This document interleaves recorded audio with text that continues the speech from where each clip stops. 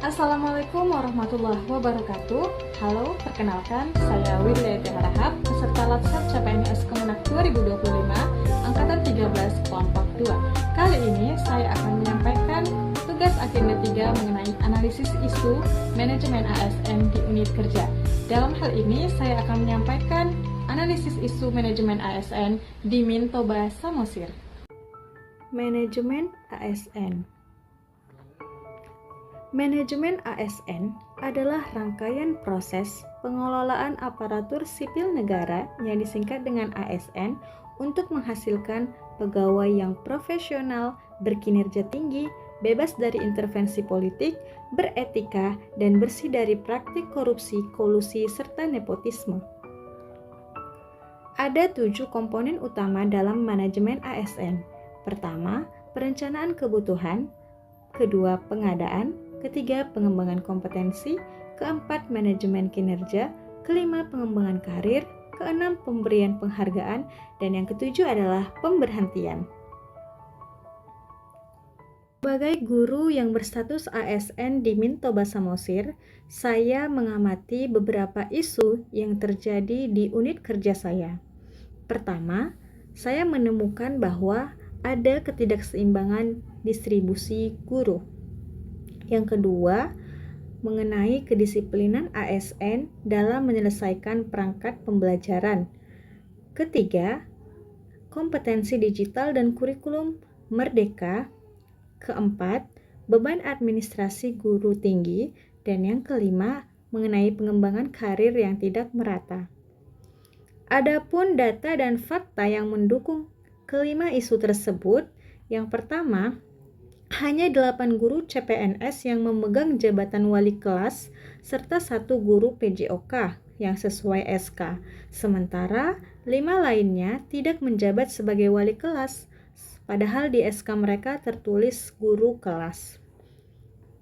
Kedua, faktanya hampir 50% guru yang berstatus ASN, baik P3K maupun CPNS dan PNS, belum menyelesaikan perangkat pembelajaran. Padahal sudah 2 bulan mengajar di tahun pelajaran 2025-2026. Fakta ketiga, sekitar 5% guru ASN belum menggunakan pembelajaran yang berbasis teknologi. Fakta keempat, seluruh guru ASN di Mintoba Samosir merasa berat dengan SKP. Dan yang terakhir, dari total 23 guru ASN, hanya 5 yang sudah sertifikasi. Kemudian, pihak-pihak yang terdampak apabila isu tersebut tidak segera diselesaikan antara lain adalah untuk isu pertama, ketidakseimbangan distribusi guru dapat berdampak pada guru itu sendiri, peserta didik, dan juga Kementerian Agama. Dampak bagi guru adalah mungkin sebagian guru akan menganggur yang tidak memiliki jadwal mengajar, sehingga nanti berdampak pada motivasi kerja. Kemudian dampak bagi peserta didik, tidak semua mendapatkan pelayanan pembelajaran optimal karena guru tidak difungsikan secara merata. Dan yang terakhir, dampak bagi Kementerian Agama sendiri mungkin akan dikritik karena formasinya tidak efisien dan berakibat pada pemborosan anggaran. Untuk isu kedua, pihak yang terdampak antara lain peserta didik akan mendapatkan pembelajaran yang tidak terencana, kualitas rendah, dan target kurikulumnya bisa tidak tercapai.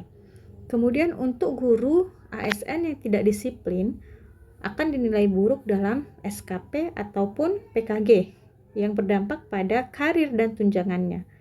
Yang terakhir, kepala madrasah bertanggung jawab atas mutu madrasah.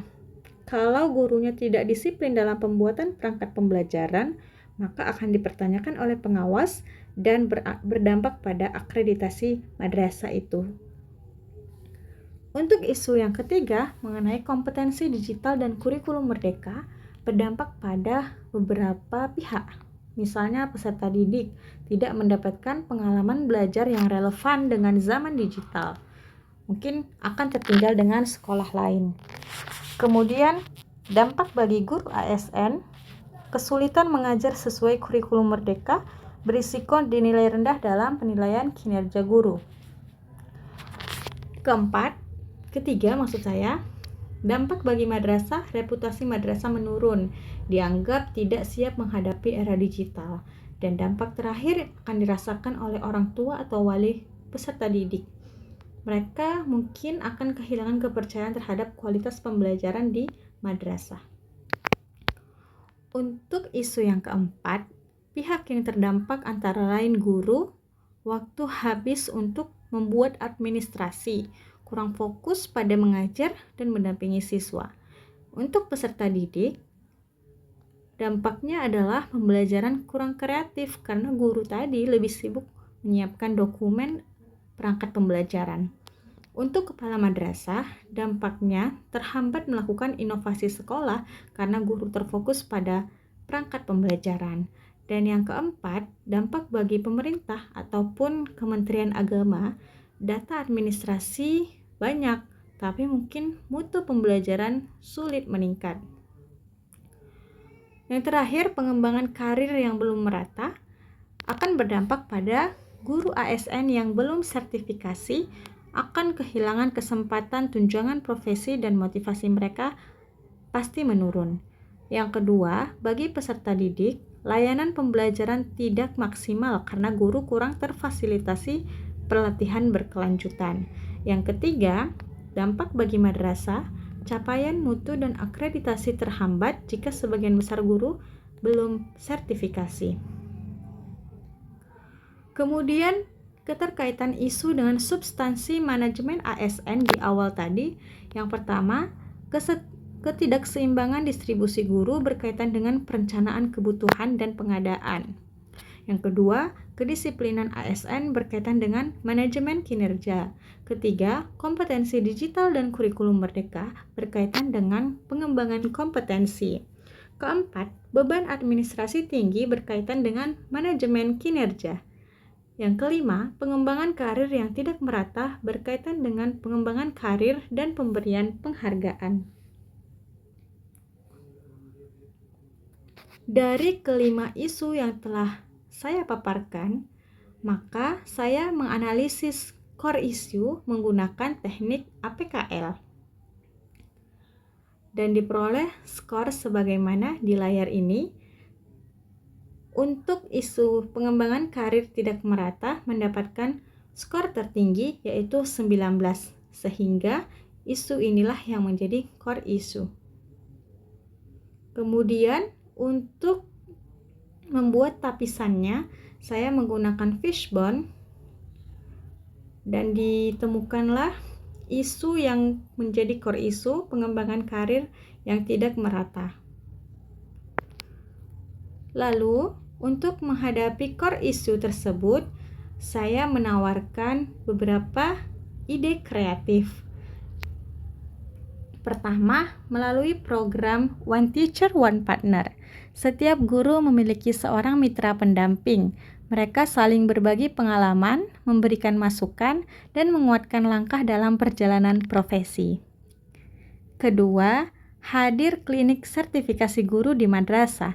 Tempat ini menjadi pusat layanan konsultasi, bimbingan, dan pendampingan agar para guru lebih siap dalam memenuhi persyaratan sertifikasi. Ketiga, guru berprestasi sama dengan tiket sertifikasi. Prestasi yang diraih guru, baik di bidang akademik maupun non-akademik, menjadi apresiasi nyata dan jalur percepatan menuju sertifikasi. Ide keempat, madrasah berperan sebagai inkubator karir guru.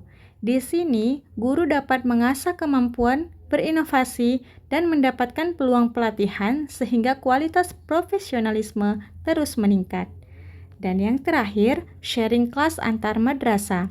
Melalui berbagi pengalaman mengajar, praktik baik dapat menyebar luas, membangun kolaborasi serta memperkuat ekosistem pendidikan madrasah. Bersama-sama mari kita wujudkan guru madrasah yang unggul, berdaya, dan terus menginspirasi masa depan bangsa. Terima kasih telah menyaksikan video ini sampai habis. Wassalamualaikum warahmatullahi wabarakatuh.